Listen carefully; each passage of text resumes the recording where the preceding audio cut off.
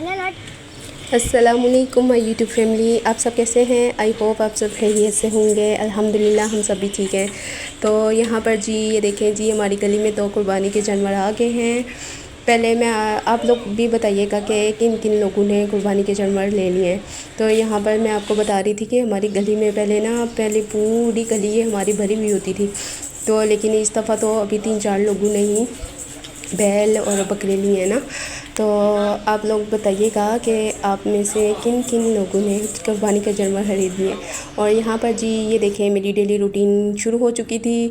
अंदर का काम आज मैंने जल्दी ख़त्म किया है। तो फिर मैंने आज सीढ़ियाँ साफ़ करनी थी। सीढ़ियों की दीवारों का कोई हशर नशर हुआ है।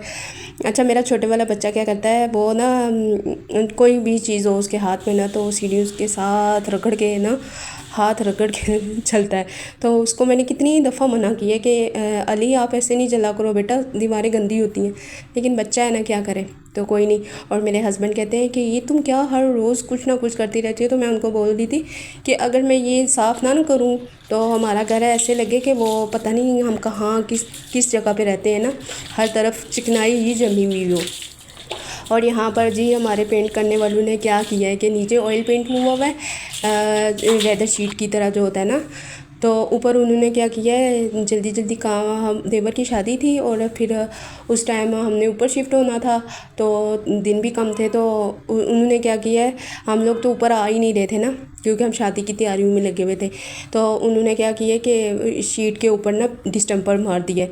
तो अब वो क्या होता है कि जैसे ही मैं साफ़ कर रही थी ना दीवारें, तो कलर उतर रहा था। तो लेकिन मैंने तो दीवारें साफ़ करनी थी। तो अब इंशाल्लाह देखो ईद के बाद ना इसका कुछ इलाज करते हैं।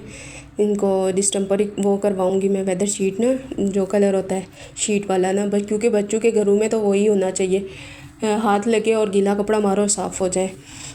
तो यहाँ पर मैं एक बात करूँगी कि कुछ मेरे सब्सक्राइबर हैं, अच्छी बात है, वो मुझे ना मतलब बताते रहते हैं कि आप यूँ करो यूँ करो। तो वो बोल रहे थे कि आप थोड़ा तेज़ बोला करो। तो भाई मैं तो पूरी कोशिश कर लिया अपनी तरफों, तुसी दसो मैं कितना ज़ोर नाल बोला।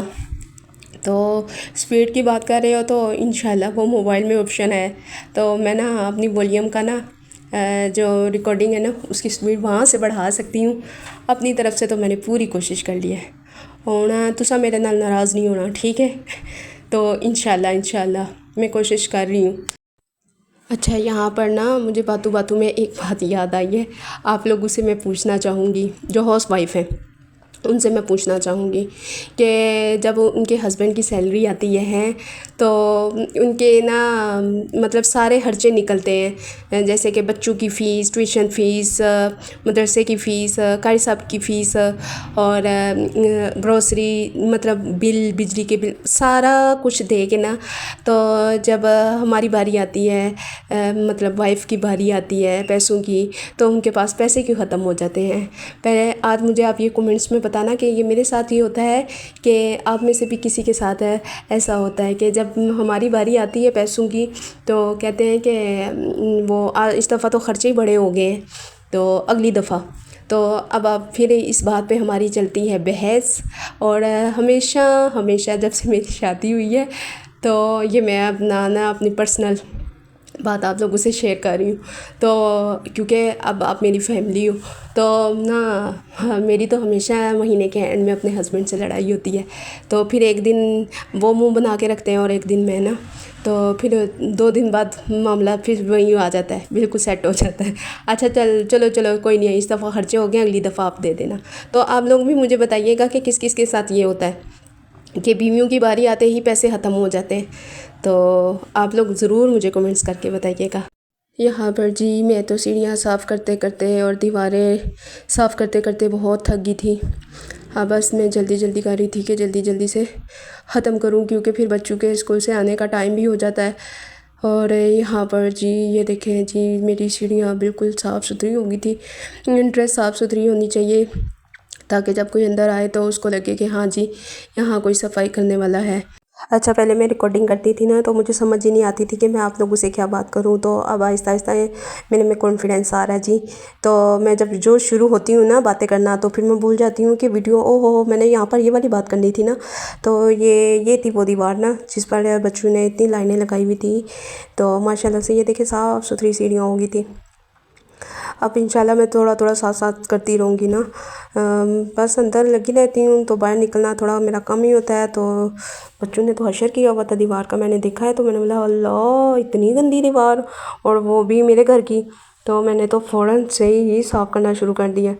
तो अब अच्छी लग रही है। आप लोग कमेंट्स करके मुझे बताइएगा कि आज की रूटीन आप लोगों को कैसी लगी है।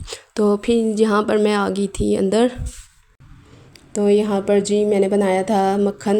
घर पे मलाई जमा करती रहती हूँ मैं। जैसे शाम में दूध बॉयल होता है तो थोड़ी देर के बाद जब ठंडा हो जाता है उसके ऊपर मलाई जम जाती है तो फिर मैं ना उतार लेती हूँ, फिर इकट्ठी करती रहती हूँ। 2 या 3 हफ्ते बाद ना फिर मैं थोड़ा सा मक्खन निकाल लेती हूँ। तो बच्चों को अच्छा लगता है, जैसे कि मूंग मसूर की दाल होती है ना तो उसके ऊपर डाल के चूरी बना के मैं बच्चों को देती हूँ ना तो उनको अच्छा लगता है।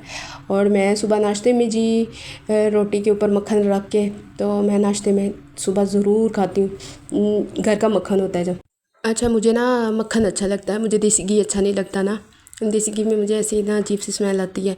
तो मक्खन मैं खा लेती हूँ, चाहे नूरपुर हो तो चाहे फिर ये देसी घर का हो। तो मक्खन मैं खा लेती हूँ, मुझे बहुत पसंद है। देसी घी नहीं मुझसे खाया जाता भाई। तो ये देखें जी तुसानी आपी कितनी सुगड़ है, देखें कितना प्यारा मक्खन निकाला है। तो आज की रूटीन तो बस यही थी। आप लोग मुझे कमेंट्स करके ज़रूर बताया करो कि आप लोगों को मेरी वीडियोस कैसी लगती हैं। और यहाँ पर जी मैंने किचन की खिड़की के बाहर देखा है कि मौसम इतना प्यारा हो रहा था ना। ये मगरिब का टाइम हो रहा था तो मैं जल्दी से बाहर आ गई हूँ। मैंने बोला इतना प्यारा मौसम हो रहा है, तो बादल एकदम से बादल आए ना, इतना प्यारा मौसम लग रहा था और ठंडी ठंडी हवा चल रही थी। तो मैंने बोला क्यों ना मैं आप लोगों के साथ भी शेयर करूँ कि ये देखो जी, अगर कराची में गर्मी होती है तो फिर उसके बाद ये वाला मौसम भी रहता है। हाँ, 24 घंटे हवा चलती रहती है ना, ये बात अच्छी है, फिर इतनी गर्मी महसूस नहीं होती। और जी यहाँ पर मैं बना रही थी चिकन के चावल। यहाँ पर जी मैं एक बात बोलूँगी, मैं यहाँ पर यूट्यूब का शुक्रिया अदा करना चाहूँगी कि यूट्यूब एक ऐसा प्लेटफॉर्म है जहाँ पर औरतें अपने घर के अंदर रहकर यूट्यूब पर काम कर सकती हैं। तो हमारे यहाँ जैसे कहते हैं कि कराची जो है ना गरीबों की माँ है। जो भी गरीब होता है ना वो कराची आके काम करता है, मतलब छोटे मोटे जो भी काम है। तो मैं कहती हूँ कि यूट्यूब ना हमारे लिए हाउस वाइफ की माँ है। हम जैसी औरतें जो बाहर निकल कर काम नहीं कर सकती उन लोगों को यूट्यूब पर काम करने का मौका मिला है। और यूट्यूब अप्रिशिएट भी करता है, जो लोग मेहनत करते हैं यूट्यूब उसको अप्रिशिएट भी करता है। तो मुझे बहुत खुशी है और यहाँ पर मैं यूट्यूब का बहुत बहुत शुक्रिया अदा करूँगी कि हम जैसी हाउस वाइफ जो बाहर निकल कर काम नहीं कर सकती यूट्यूब पर काम कर रही हैं। तो अगर आज की मेरी वीडियो और मेरी डेली रूटीन आप लोगों को थोड़ी सी भी अच्छी लगी हो तो प्लीज़ मेरे चैनल को लाइक सब्सक्राइब और शेयर कर दीजिएगा और एक प्यारा सा कमेंट्स कर दीजिएगा कि आज की रूटीन मेरी कैसी लगी है। अल्लाह हाफिज़।